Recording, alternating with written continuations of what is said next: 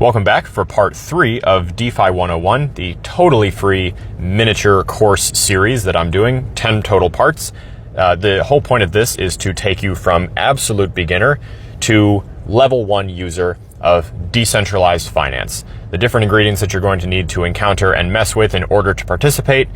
We talked about wallets specifically in the last one, and today we're going to talk about putting something in that wallet and then the idea of sending or receiving a transaction. We're going to get right into it. So if you have any questions at all, please do not hesitate to leave a comment and ask. And if you missed the earlier parts of the series, they're in the playlist link below. We're taking a look right behind me here at an app called CoinGecko, which is just sort of a place where you can get basic first step information on pretty much every major cryptocurrency. And the ones that we're going to start with is this one right here in number 7, USDC, which is a stable coin, meaning that it is pegged to the value of something, in this case, the US dollar. So 1 USDC will always equal 1 US dollar.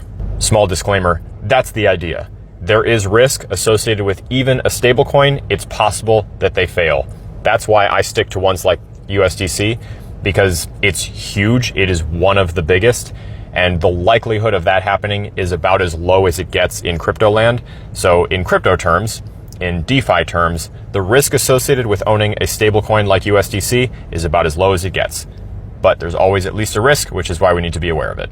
If we click on USDC, we will go to the profile page for that currency. Now, every single crypto that is listed on CoinGecko has one of these. There are a million different places that we can chase rabbits down various holes here. So we're going to start with the basic one, USDC, and it got cut off a little bit, but up at the top, there's a bar menu. We're going to go look at a place, or at the tab rather, that's labeled markets.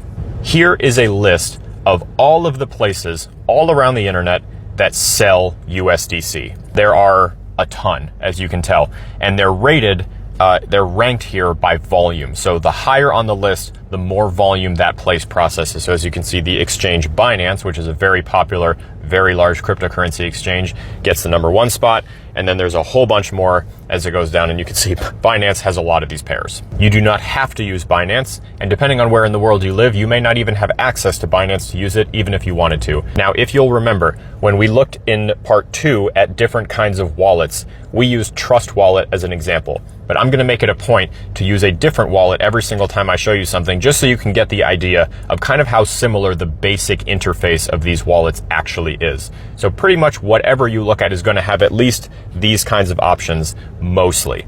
The wallet behind me right now is called Solflare, which is only useful on the Solana network, but it still has receive, buy, swap, stake, and send. That is a very standard list of actions that are going to be available to you. And so in order to take our USDC, or our stablecoin that we may have just purchased on something like Kraken or Binance or Coinbase, the first place that we're going to want to go if we wanted to remove that stablecoin from that exchange would be receive, right here.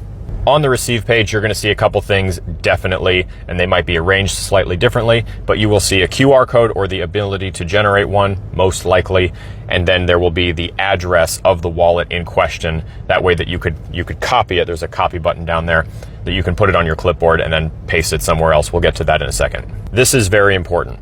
This is one of those things that it's worth becoming familiar with and making sure to send a couple practice transactions first of just like $1 or so, just to kind of get comfy with the idea of copying an address down, double checking the characters in it to make sure you're looking at the correct one, and then looking at where you pasted it, again, double checking those characters to make sure you're sending it to the right one.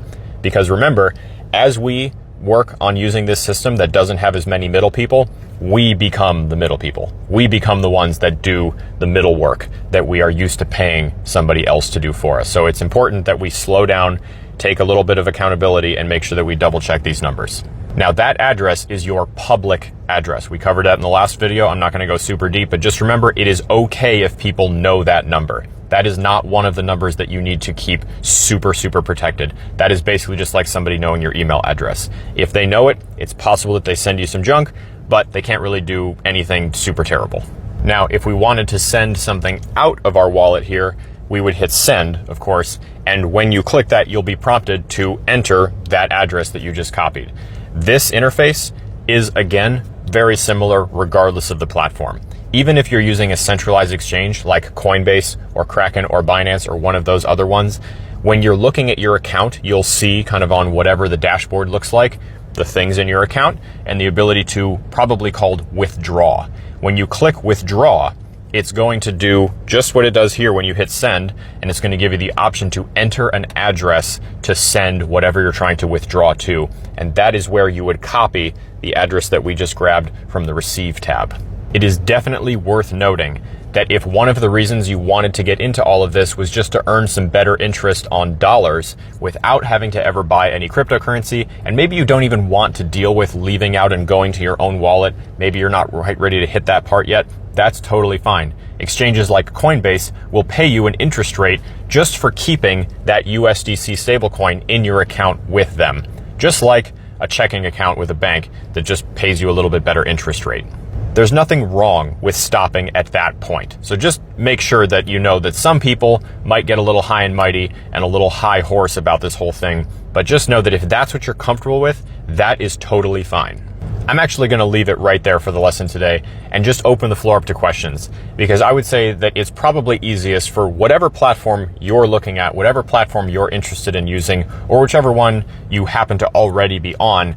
I would rather just make a few follow-up videos specifically answering those questions or help you out in the comments. Because to be very honest with you, there are so many exchanges and so many wallets in so many different countries all around the world. There's really no wrong way to do this, and every single one of them is just a little bit different. So what we've covered so far is going to get you the basic foundation to send and receive a transaction, including where to get the wallet address that you need to send something to. And then really repetition is key. Run 4 or 5 practice transactions of $1 or $2 just to kind of get the feel down. I promise that it's worth spending a few bucks to get that done, even if you make a mistake, than it is to just risk it on the first time ever with a big chunk of money and making a simple little mistake that you could have caught with a little bit of practice.